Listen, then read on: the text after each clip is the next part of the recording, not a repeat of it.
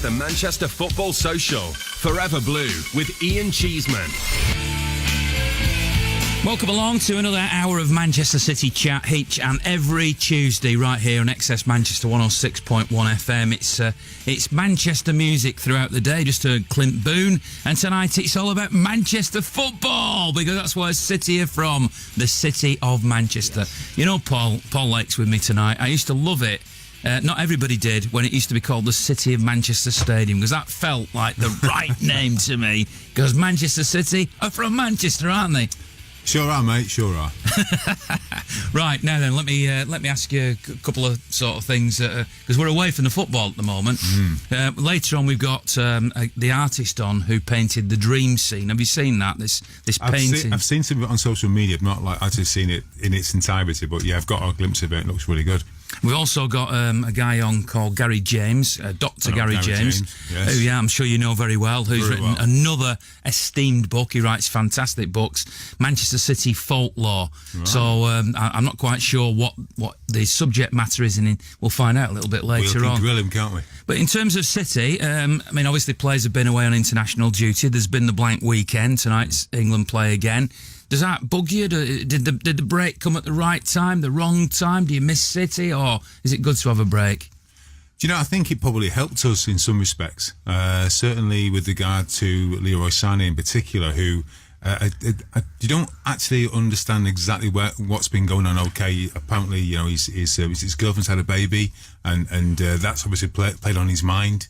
It had been managed really well by Pep Guardiola, as we've all seen in All or Nothing. How he dealt with David Silva was just impeccable. Yeah. You know, and it'll be the same with Leroy.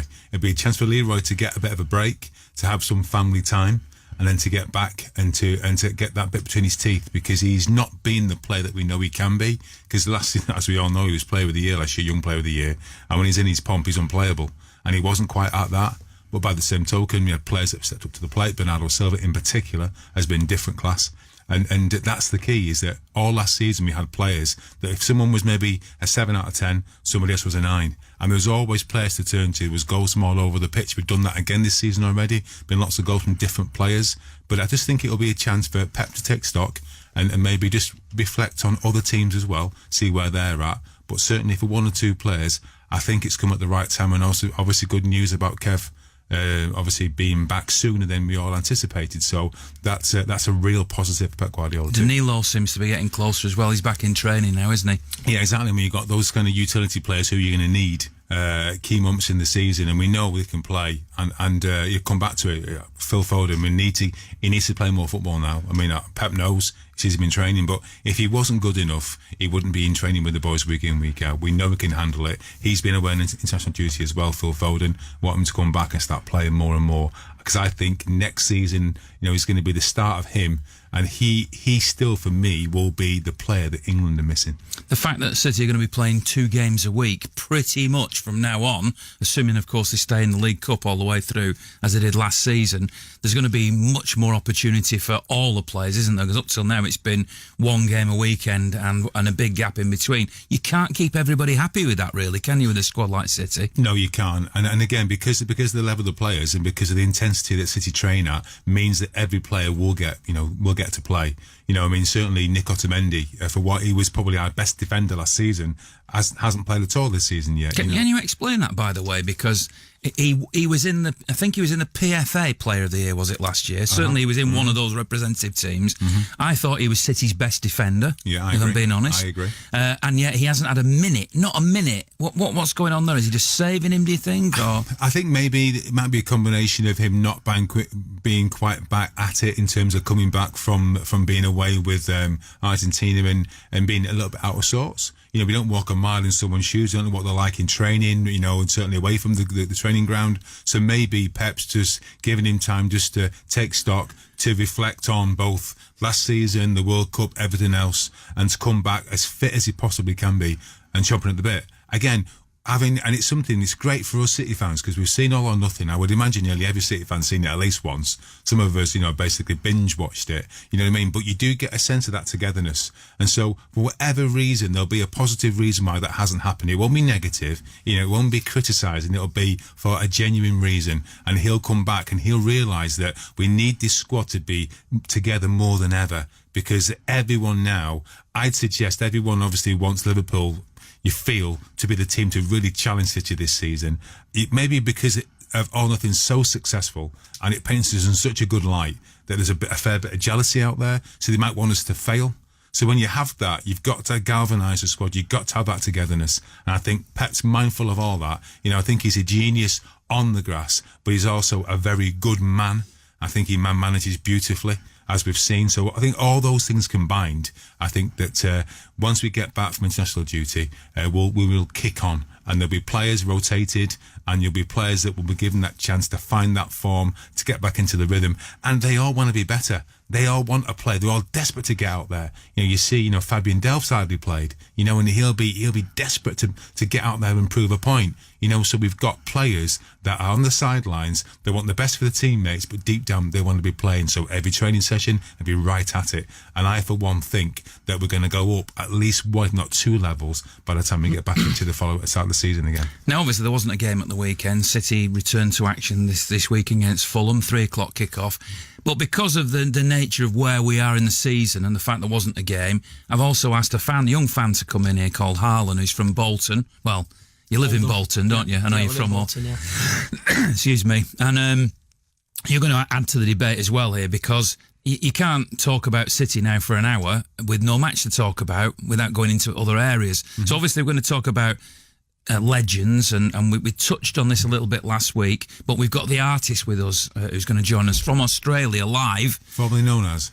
Jamie Cooper. Oh, okay, yeah, sorry. What do you mean, formerly known as? Sorry, it's a bit of a joke there. Oh, right. Prince. I've got you right, Prince. It's Sorry, too clever for me, that, Paul. Anyway, we've got the artist formerly known as Paul Lake sat next to me, and we've got Harlan, and we're going to talk about other things as well. One subject I want to bring up, which again we've touched on before, is the Tottenham situation. And obviously we've now seen that City are going to, if people send in proof that they were travelling down on a train or a coach or a bus or whatever on the Saturday or the Sunday, and it's non-refundable, they will refund them, which I think is amazing.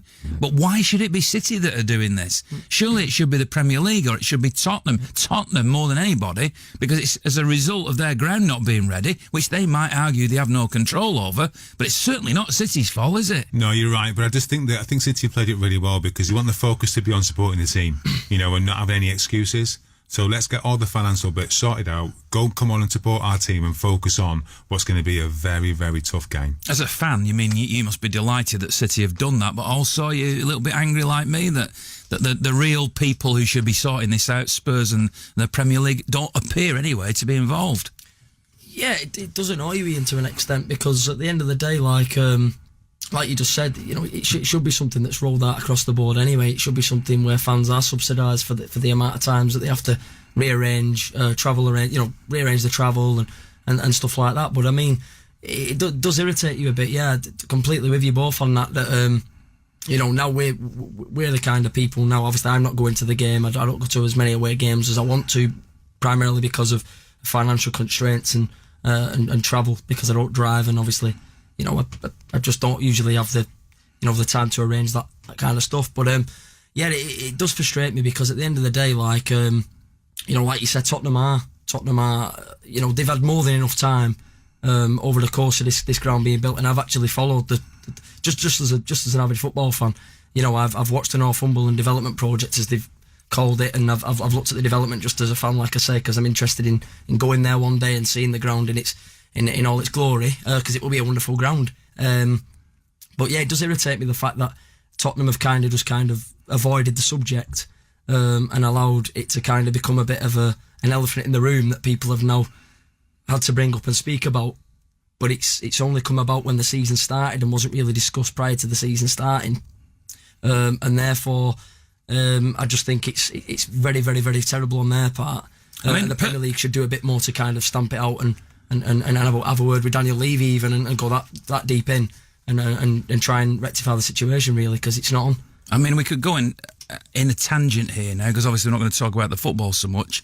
And I'm lucky, because for the last 25 years, basically, I've been going to the games as a journalist. Paul, you've been going as an ex-player if you've not actually been playing yourself. Harlan, you're going as a fan. Yeah. So you can represent the fans in this debate. And I find it clearly for me, it doesn't matter. The match is moved to a Monday, so fine. My job, if you want to call it a job these days, is to do the vlog and to do podcasts and radio and all that sort of thing. So I can juggle it around. I don't have to worry about a 9-to-5 job that's in the midst of all this. But it was brought home to me this week because I've got a son who wants to go to a Comic-Con in North Wales in December, right? And he says to me, shall I buy the ticket? And I said, who do we play in that weekend? We're at home to Bournemouth. So is that game going to stay at 3:00 on a Saturday, he says to me. And I said, probably, but I don't know. And he says, but the tickets are selling fast for this thing and I have to buy the tickets now. What if the game gets moved? Because he wants to go to the game and he knows that I am going to definitely go to the game. So it causes a problem. So I Googled it. When will the TV fixtures be announced for December? October the 7th. Why do we have to wait so long? Now, me and Paul can get around of it, but fans like you, I know you've said you don't necessarily go to many away games at the moment, but how can you plan anything? You can't really, can you, at the end of the day? Like I say, people might have, for example, I know this is a bit off topic in terms of football in general, but let's look at everyday life. We're all human beings. We all have to go to weddings or christenings or everything else. And let's just look at it, in that light for a quick second. People can't exactly turn them down and wouldn't turn them down for the football because I do. They're well, yeah. Well, I probably would try and get around it, but it just happens to be that the weddings I go to. I'm invited to a wedding the weekend we play Liverpool at Anfield. And they were saying, I was getting messages from the bride saying, so are you definitely coming? And we go, well, I've got to wait and see when this comes back to when the TV game was announced.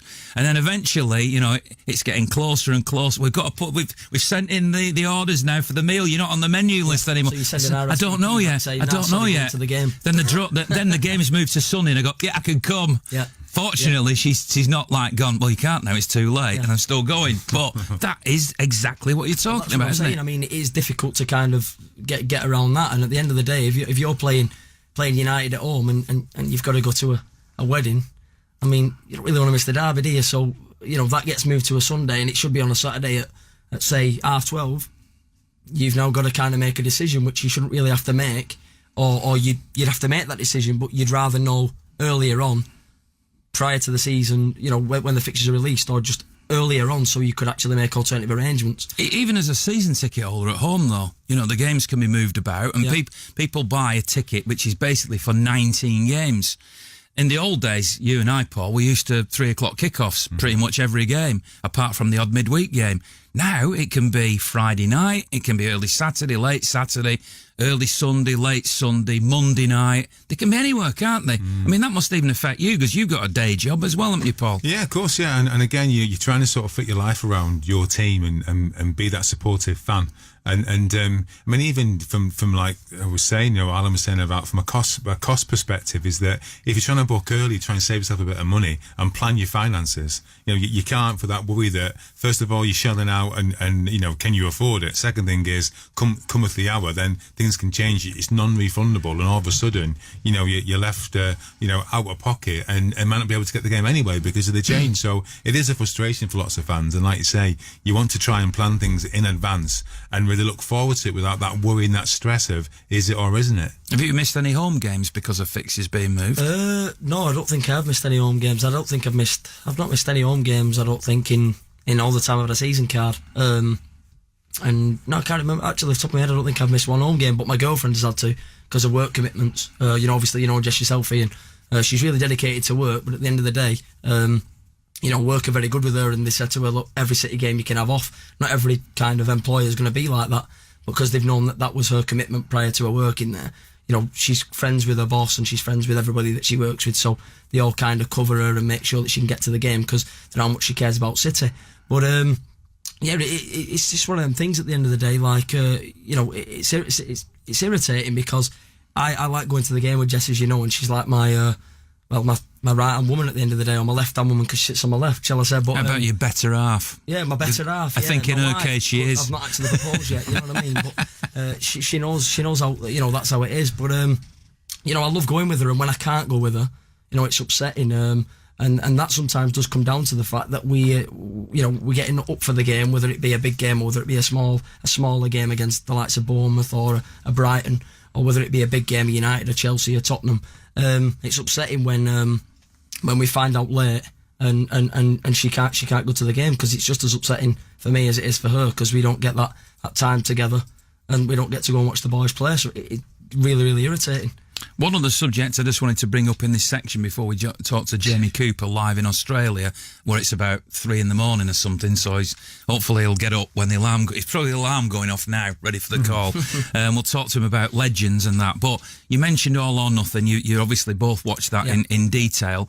And I've talked on this programme and in podcasts that I do about All or Nothing before. There's been one subject that I've seen recur a couple of times, either in newspaper articles or on social media, which is whether or not, and I did ask this right at the beginning of the process before I'd even seen it, whether or not actually seeing so much of Pep in the dressing room had given any secrets away. Now, you've both watched it intensely. Do you feel now that you've watched it that there are any secrets that have been exposed? No, I don't think so. If you think about what is said in the changing rooms, it's things that any coach worth his salt will be able to understand and be able to map out how City play, and you can watch game in, game out and watch how City play, and you could even put on the notice board his philosophy, because it doesn't make a difference, because just because something's there, it's how you live it, and the learning environment that you create, which then embeds it, and that doesn't mean bricks and mortar. It's about people. It's about language use. It's about body language. It's about, how you express yourself, and how you challenge and inspire individuals. And that's what Pep does. And he does it day in, day out, and so much so that, you see the players, there's almost like worshipping the manager. It almost feels like that, like we do as fans now, that adoration for someone who, is making me a better player, and a better person to do, and be able to deal with, this elite environment and being the best time and time again. So, words in a changing room, you might argue that, he might be saying too much and giving too much away. Every team knows how City, set up, and they can try different formations. They can try a high, medium, low press. They can try playing with a diamond. They can try whatever they want to try and keep it compact. It's about the time of the pass, the weight of the pass, the variation of the pass, and when you've got players. And that's it. And because so many players are so good at that, I think that they can watch it and they can pause it, they can rewind it, they can watch it time and time again. Won't make a difference. Are you worried, Harlan? It doesn't bother me in the slightest, Ian, because the thing with Pep is, I think that guy has got infinite ideas. If you try and second guess him on something, he'll whip something out of his right sleeve. If you try and second guess him again, he'll whip something out of his left sleeve, and probably whip something out of his socks. The guy has got infinite ideas. He has got an answer for everything, I think. Like, obviously, Paul touched on before, the guy's a genius. He studied the game. He studied Johan Cruyff's. He's probably studied his game, watching back all them years before he even became a player himself. He watched him coach him, watched him around the changing room when he was at Barcelona with other players. And he's obviously soaked up all his ideas like a sponge, and then he's draining them all out into our players now, which is fantastic. And I think what you've also got to look at is Ian, that like Paul just touched on. Then the opposition might try and second guess you, but like I said, just added to Paul's comment. Then it's the quality that we've got in our squad. The fact that they can try and press you high, they can try and match you, they can try and go hell for leather to try and upset the apple cart. Like, I think, if you look back, Southampton tried to do it last year. A couple of sides tried to come and do it. I think Huddersfield tried it for maybe the first half of the 0-0 game at home last year. United even tried to sit back in that derby that we unfortunately lost, which I still can't get my head around how we lost it. And they didn't change anything in that game. They just kind of, relied on us potentially making mistakes, which we kind of did, and we played into their hands. But also, what you've got to understand is that, in terms of position specific coaching, there's that many layers to each player and each position and each moment in a game. and into context against the opposition, and again, so how they press, how you receive the ball. It's so much detail in every single position, and again, they can throw up moments in games, even being a man down, for instance. There's so much variety and invention, whether in whatever stage of a game, whether it's the first minute, the last minute, what area of the pitch you're on, and again, it's that attention to detail. The devil is in the detail, and I don't think there's many coaches that can approach a game in such a meticulous way, accounting for every eventuality and giving players the toolkits required in any moment, home or away, whatever situation, environment, to be able to deal with it. And again, something else as well is the fact that it's all about decision making too. Yeah. And when you've got that much in your armory, it gives you so much more confidence to be able to make those right decisions time and time again. And David Silva, for one, is probably key, in terms of the fact that he even looks like a captain now.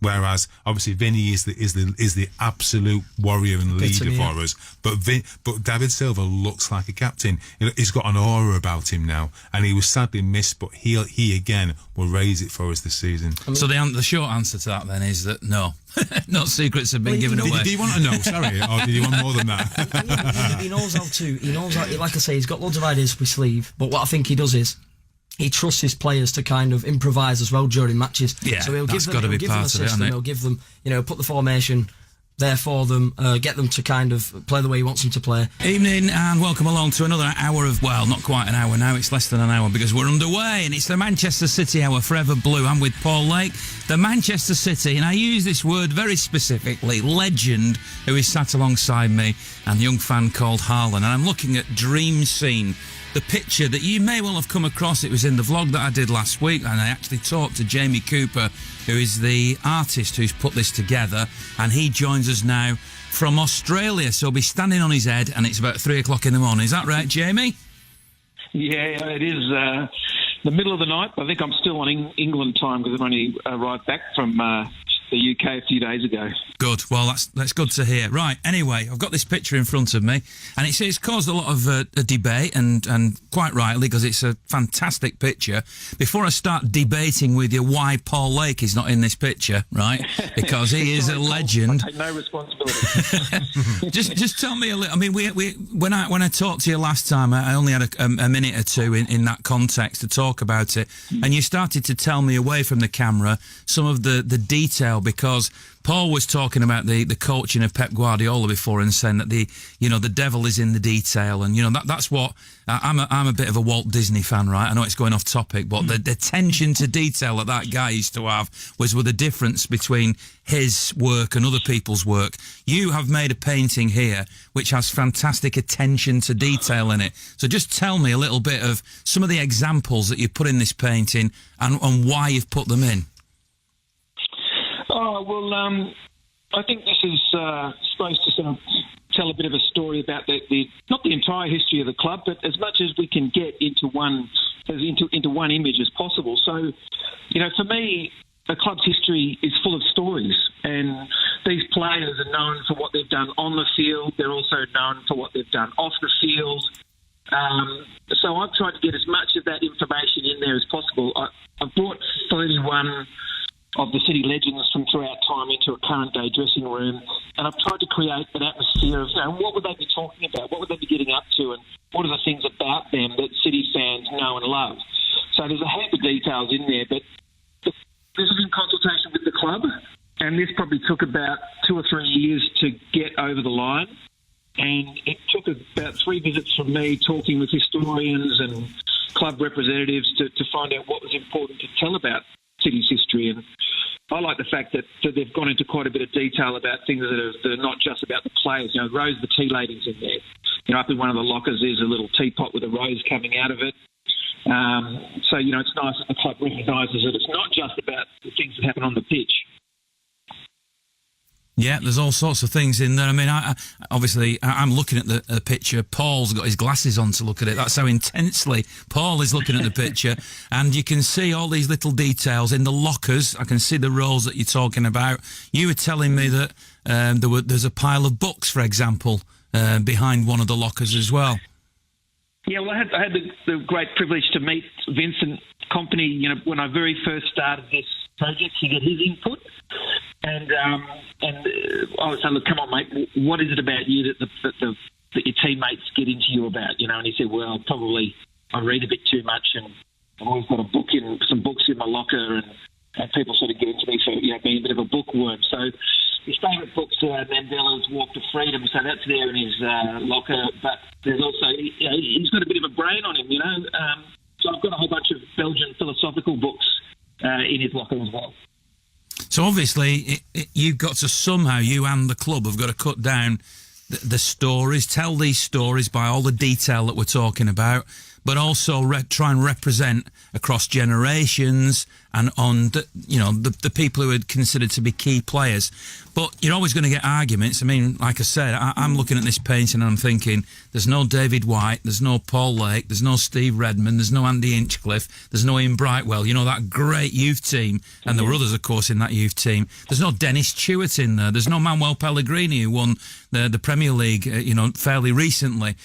How were those decisions made? How did you come to come up with these people in the painting? Well, this is, I have to say, I have no responsibility in that, because it's not my role or my right to pick, who these players should be. It's the club, the historians. There was a lot of discussion about who should be and who shouldn't. This is not supposed to be necessarily the very best of the best. You can never do that. I mean, you could put 100 players in there and you'd still miss someone out. It's just a representation of as many of the different eras of the club as we possibly could. And I think the club actually agonised for a long time about who exactly should we put it into. And it must have been a terrible job to have to, to bring it down to just 31 figures. So there's obviously several players that you could put in there. And I've done these historical paintings for 20 years, and it's the same every time. There's always discussion about who should be in there, because it is a rich history. And how can you condense almost 125 years of history into one image? So it's always a hard call, and there's always going to be discussion. But I guess the discussion is part of what this painting's about. I wanted to get people talking about the entire history. So I guess that's what this does. What do you think, Paul?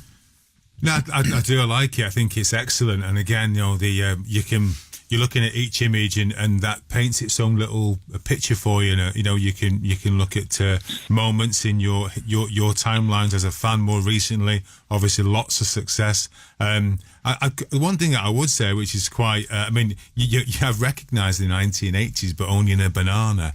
And that's the one thing that I think is a bit disappointing, if I'm being honest. But aside of that, I think it's unique. I think it's very cleverly put together, and like you say, even with the rose, you've managed to capture lots of City's history in unique ways, in ways that fans can think about and can ruminate over what that means to them. So I think you've done a fabulous job. Oh, thanks, Paul. I appreciate that. I know in my research, one of the things that, one of the chants that City got ribbed about was there is no history, and obviously that's a load of garbage when you look at the cream of the talent that's running through this painting, and over as I said, almost 125 years. And I think for me, the whole painting summed up by Vincent Kompany and Billy Meredith in the middle there, and you've got your first superstar captain who started in 1894, reaching across time and shaking hands with your current day captain. To me, is sort of what this painting was for. And as I said, there'll always be controversies, always be debate about what it should be. But to me, it's a celebration. It is a celebration of the entire history of this club. But it's symbolic. Now we've got a fan here as well, Harlan.